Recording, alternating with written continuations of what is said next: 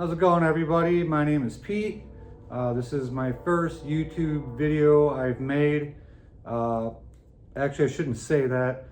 I've filmed and edited videos for people in the past and kind of still do it a little bit. But anyway, this channel is mainly going to be focused on two 1984 Mustangs that we have. We have a 84 LX, which is my wife's, and behind me is a 1984 GT350 that I'm in the middle of kind of restoring. Excuse me, it is a little cold out here. We live in the northwest part of Illinois, so kind of working in the cold for right now until I get the heater working. But the story on this car, I bought it a couple years ago. And we pulled it out of the ground, 4 flat tires, jackknifed it onto a trailer, got it home, and immediately started working on it. So basically it's a little late in the project, but I will give you guys a tour and show you what we got going on here. Okay, so here it is. This is the 1984 GT350 that I'm in the middle of restoring. As you can see, I did do an SN95 5-low conversion on it. I utilized rear end out of a 94 GT and spindles for the front, utilizing the Fox body lower control arms, but I swapped the ball joints with SN ball joints. So I still have yet to finish that. I'm working on running the brake lines right now, and waiting on a couple other parts for the brakes. Right now it is sitting on Celine replica wheels from American Muscle that I've obtained. Those are just placeholder wheels right now until I figure out what I'm going to do. If anybody is interested, I will sell them. They are 18 by 9 in the front and 18 by 10 in the rear. Right now, the 2 front wheels were plastic dipped. I was able to get the plastic dip off, but that's the rear. And I got BBK lower ring springs on it and KYB shocks all the way around with all energy suspension polyurethane bushings. When I got the car, the floor pans were completely rotted out. It was pretty bad. I ended up replacing the floors, as you can see in the photos. It took me about 3 days. I got the floor pans from LMR. Thank them for that. They were pretty precise. They pretty much slid right in. I welded everything up, seam sealed it, and painted everything all the way to the back. I got a little bit of clutter back there.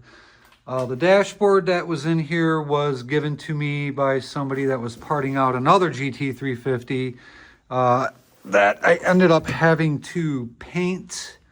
I think it was colonial red or something. It was pretty trashed when I got it. I had to do a lot of hot stapling and plastic weld on it. The steering column I got from a buddy down south in Illinois. He gave me that, and the steering wheel eventually is going to go. I don't like that steering wheel at all. So, I mean, that's pretty much what I'm waiting for as far as the floor pans go, or the plugs for the drain holes and everything. And then while I had the dash out, I took the HVAC unit out, changed the heater core. I left the AC condenser in because I'm going to put AC back in here eventually. So while I was at it, I sound detonated everything with the insulation, and I'm going to finish the rest, like I said, once I get those drain plugs, and then start putting the interior back together. So as far as that goes, the hatch that was on the car when I got it was completely rusted. So I found this one, and I took the glass out of the old one.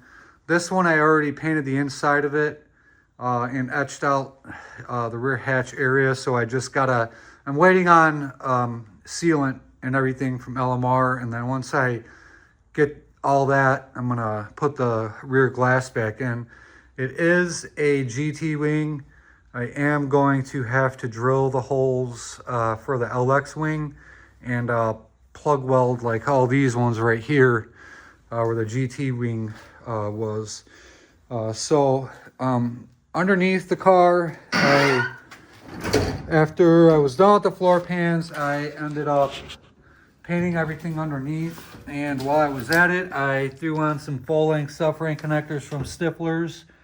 So I got that going, but overall, I am really happy with the results of those floor pans. Drilling the old ones out was pretty easy. I did it a million times before.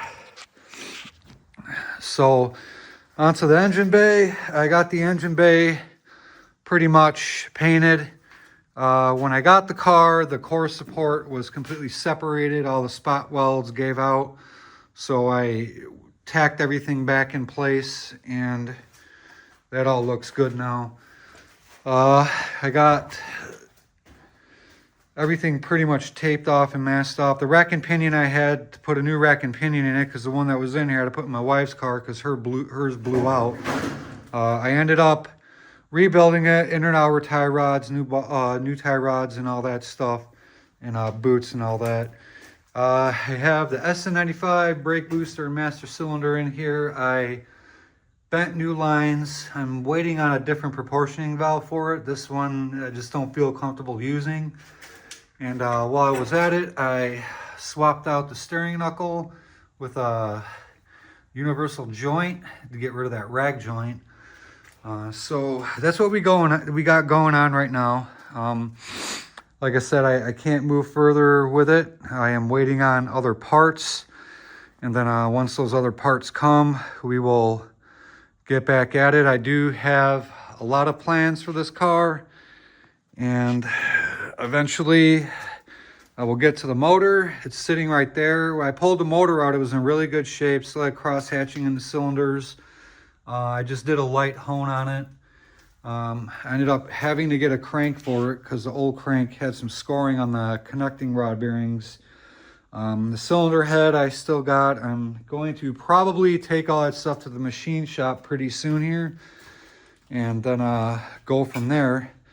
But I think that'll pretty much do it for now. That is my wife's 84. That car we will get into. I will do a full video on that. That car's got a pretty wild story. And see, like I said, I got some parts coming. Once those parts come, we will get back at it and we will go from there. But other than that, thank you guys for checking out my video. Please comment below, like, subscribe, and foremost, have a good day, and I will see you in the next one.